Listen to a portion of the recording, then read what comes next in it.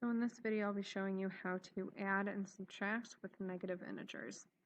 So the first thing that we need to do is if I have two symbols next to each other, like in my first problem here, if I have two symbols next to each other, I need to simplify and figure out, okay, what symbol am I actually using? Am I doing subtraction or am I doing addition?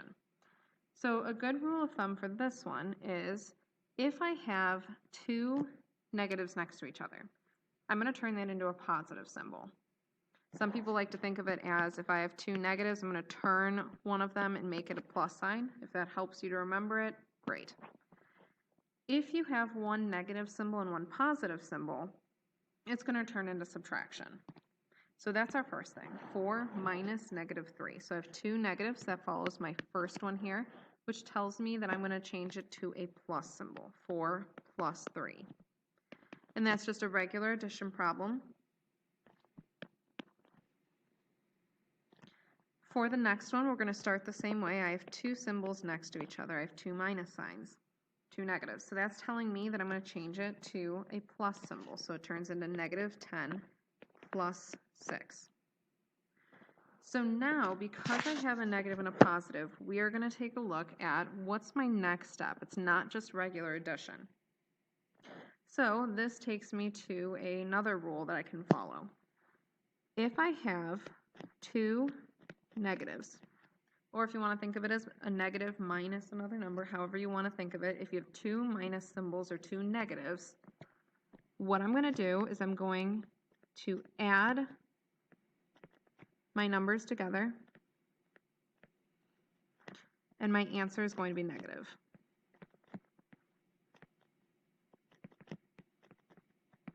Now, if I don't have two negative symbols, if I have a positive number minus something or a negative number plus something, anything else, what I'm going to do is I'm going to subtract like normal.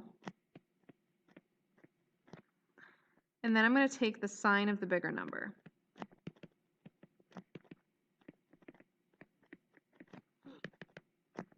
And this will make sense once you see it a couple times.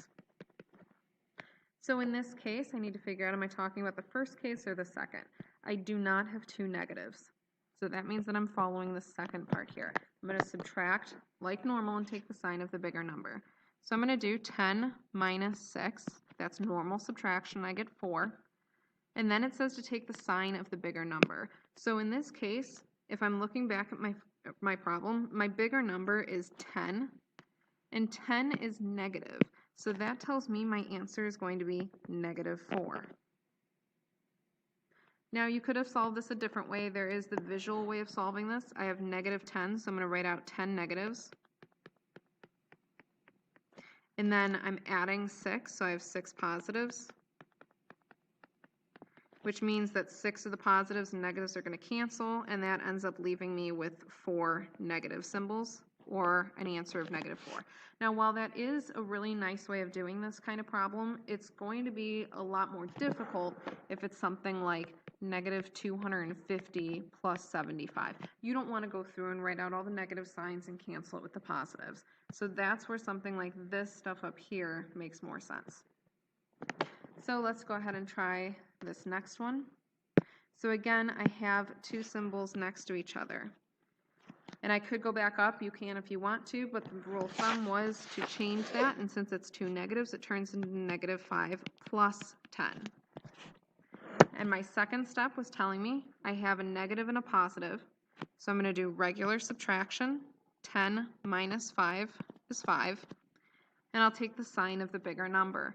My bigger number is 10, my number is positive, so it's going to be a positive 5. For the next one, I don't have two numbers next to each other, or two symbols next to each other, so I don't need to simplify the symbol. So now I can go ahead and jump to that second step of I have a positive number, I have a negative number, so I'm going to do regular subtraction. 5 minus 4 is 1. The bigger number is 5, and it's positive, so my answer is positive 1. Another way you can think of it is you can think of it as a number line. So I'm starting at negative 4 here, and I'm going up 5, And if I go up on the number line, that is going to put me at +1 if I jump up 1, 2, 3, 4, 5. But again, that's going to be harder if you have bigger numbers. Here's another case. I have numbers where I can just jump into step 2. So regular subtraction, 8 minus 3, and I get 5. My bigger number is 8, and it's negative, so my answer is -5. Here I have two symbols next to each other, so I am going to have to simplify. I have a positive and I have a negative, which means that it's going to turn into 9 minus 7. We know how to do this. Regular subtraction, 9 minus 7 is going to get me 2. For this next one, again, two symbols next to each other. A plus and a minus tells me I'm going to be doing 15 minus 25. So I'm going to do regular subtraction. 25 minus 15 is 10. And the sign of my bigger number is 25 with a minus in front, so my answer is -10. My next one, simplifying, I get -3 minus 6. Now this one's a little different because I have two negative or two minus symbols. So this follows that first part of the second step that tells me to add my numbers together, and my answer is going to be negative. It's going to be the same with this next one. Two symbols next to each other, simplify, I get -10 minus 7. So I'm going to add these two numbers together, and my answer is negative. And that kind of makes sense if you think about it, because I'm at -10 and I'm subtracting 7 more. So if I had a number line and I'm starting here at -10, and if I'm subtracting 7, I'm going down the number line, -11, -12, and so on. Last one here. Again, two symbols next to each other, -200, it turns into -45.